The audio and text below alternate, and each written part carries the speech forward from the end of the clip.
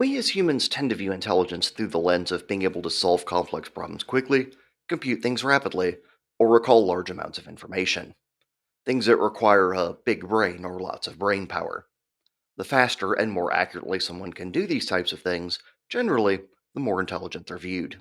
Howard Gardner, PhD, however, has a slightly different take on the issue, which is referred to as the theory of multiple intelligences.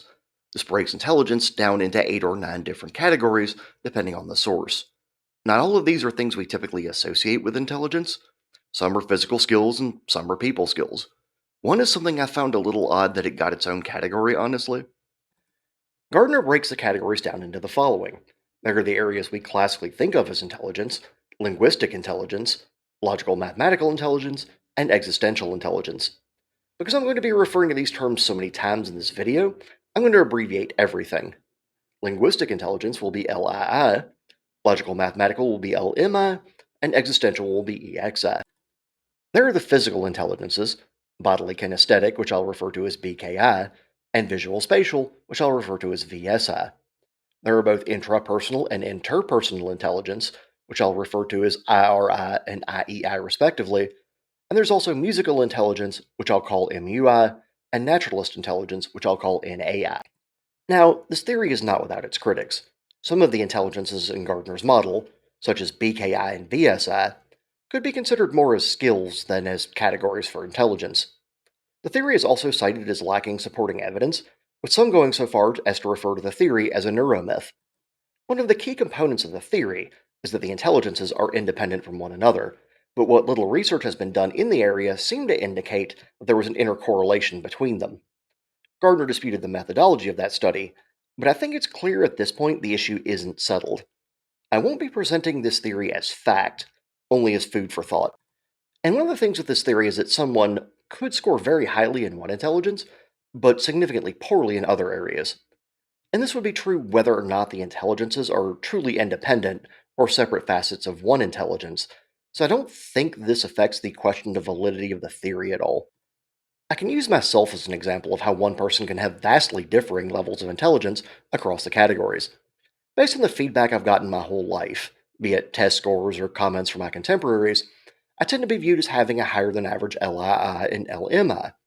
And I don't offer this information as an attempt to brag, only to contrast with the other intelligences. My MUI is so low, however, I may very well be considered developmentally disabled in that category. I often joke the only musical instrument I can play is a CD player, mostly because apparently I haven't updated this joke since the mid 2000s. I was playing Guitar Hero one time on medium difficulty and damn near failing, and one of my friends asked me if I knew how to keep a beat. I looked back at her with probably the single most vapid expression my face has ever produced. Keeping a beat is probably one of the simplest forms of musical intelligence, and I was utterly clueless as to how to do it. I've always been considered a bright guy, but clearly I'm not intelligent in every area, according to this theory, especially with regards to MUI. I suspect it's unlikely that anyone is above average in all 9 categories. I also feel it's just as unlikely that someone is below average in all 9. Everyone has things they're good and bad at, and how intelligent you're viewed by others often has to do with what your good and bad categories are. An example is the stereotype of the socially awkward nerd, higher in the LMI category, but lower in the IEI one. Let's start by looking at what are usually thought of as intelligence, and what I'll refer to as the cerebral intelligences: LII, LMI, and EXI. The first two are exactly what they sound like. LII is the ability to use language effectively. This includes grammatical correctness, but is not limited solely to it. This is the ability to evoke emotions through language and articulate in ways that are clear and concise. Great poets and authors tend to have higher LIIs. Most internet commenters do not. Feel free to leave a comment on this video if you disagree, but keep in mind there's a reason I own a shirt that says I'm silently correcting your grammar. LMI is the ability to perform complex mathematics and solve complex problems. These are combined because the same mental processes that allow people to solve more complex math, like calculus, also allow them to solve more difficult practical problems. Higher level mathematics is, in many ways, similar to narrowly defined logic puzzles. Most scientifically minded people are going to place higher in this type of intelligence. The third cerebral intelligence in some presentations of the model is EXI. EXI could also be considered a subset of LMI, and often is. In many representations of the theory, EXI is left out, and only 8 intelligences are presented. I'll include it in this video since it is in some sources, and it sets me up for a really horrendous joke in the next paragraph. EXI is the ability to think philosophically. People who ponder the greater questions in our universe, such as the meaning of life, the implications of increasing technology on human existence, whether or not puns about putting Rene Descartes in front of a horse are appropriate for philosophical discussions, may be higher than average in this category. Now we come to the physical intelligences, BKI and VSI. And these might seem like separate parts of one category to some people, but to me there's a clear separation here. Looking in terms of an NFL wide receiver, BKI would be the ability to run a route and get open, and VSI would be the ability to catch the ball once it gets there.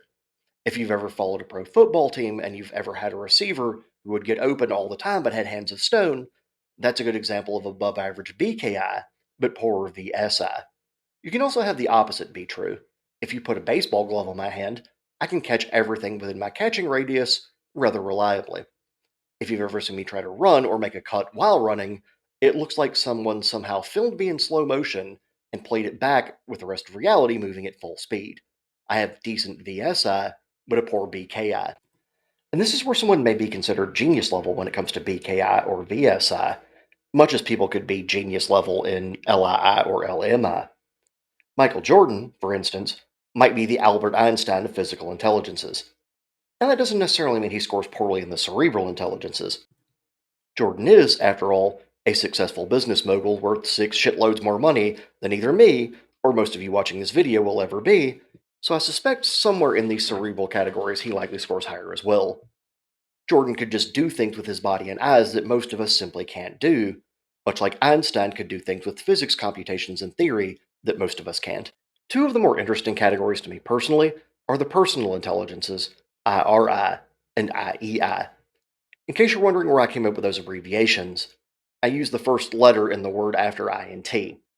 INTR from intrapersonal resulted in IRI, and INTE from interpersonal resulted in IEI. Now, IEI is fairly simple to evaluate. How much of a people person is someone? How well do they get along with others? How well are they liked? Are they respected as people? We've certainly all met people with hearts of gold in our lives, those that are caring, compassionate, kind, and fun to be around. Those would be the ones with the higher IEIs. The people with hearts of ice, or in more common phraseology, assholes, would be the ones with lower IEIs. IRI is the ability to look honestly at and evaluate oneself. How accurately a person recognizes their own strengths and weaknesses is the intelligence I find the most interesting. People with a higher IRI tend to be realistic about what they can and can't accomplish. They also tend to be able to improve upon their weaknesses because they can be honest with themselves about them. I can again use myself as an example here. I used to be extremely apprehensive about public speaking. I would tense up and speak at about a speed of Mach 3. I once presented a 43 slide deck at work for a procedure that I had designed myself. I was so amped up, I got through the 43 slide deck in 42 minutes. The feedback I got on that presentation was, "Thank you for taking it upon yourself to design this procedure. You had a lot of good information, but good lord, slow the hell down when you're speaking." I'm paraphrasing there, obviously, but I was able to recognize that my apprehension caused me to speak like I'd get a prize based on how fast I finished the presentation. I've since forced myself to speak publicly more often and gotten significantly better at it. Hell, I'm even making my own YouTube videos. I'll bet you didn't know I was surreptitiously making you party to my own self improvement plan, did you? My IRI being relatively strong is a reason I've gotten to where I am now. Looking at myself honestly and saying, I could be better at this, is the first step in getting better at whatever this is. As they say, the first step is admitting you have a problem. Or in this case, the first step is admitting that you have an area for improvement. Now, I can present examples of what a low IRI looks like, but when I started that section of the script, I was up to a page and a half and had plenty more to say.